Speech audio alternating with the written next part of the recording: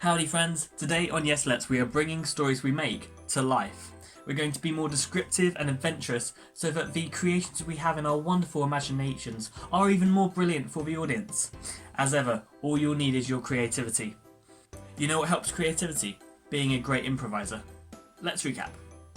Improvisation is the art of being spontaneous, making things up, continuing to explore them. It's being generous to those who you are making stories with. Offer suggestions to help them build the story. It's listening to your fellow improviser. You're a team. Together you can make anything. It's building on ideas. Don't shut them down.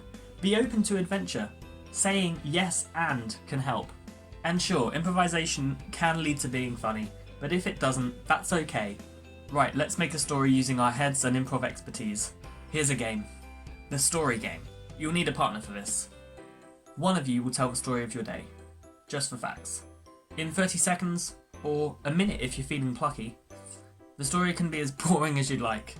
For example, if you're person one, you could say, okay, so I woke up and I went and made and then ate a single pancake and then I went to walk the dog and I came back, I made a paper aeroplane and finally I fed the fish in my fishbowl.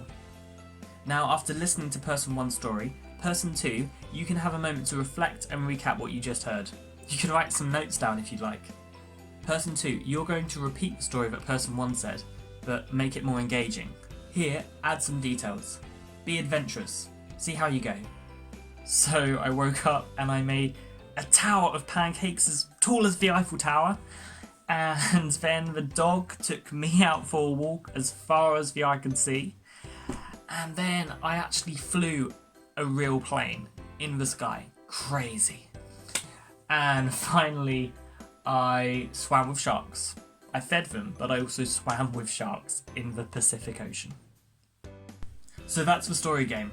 A simple but effective exercise of bringing stories to life. From what you just heard from person two, think about the answers to some of my questions. What did person two change to person one's story? What did they add? What did they keep? What was your favourite change? Of course, after this, you and your partner can swap. They tell the story, and you build it, improve it. And then you can do whatever you like. Draw a picture, make a scene, that's always cool. Some variants of the story game.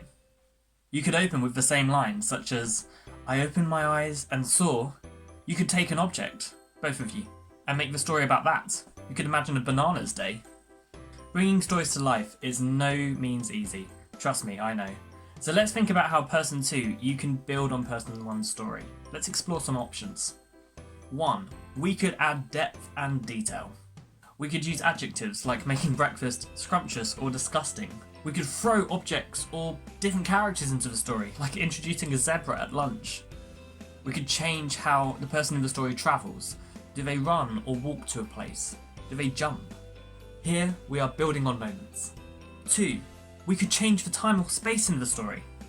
Could the story now be set in the future, where breakfast is served by aliens and pancakes are robotic? Could the story start in a bed as wide as the ocean, or in a room as small as a packet of crisps? A reminder of a precious rule here. Yes, we are bringing stories to life, but always stay true to that first story.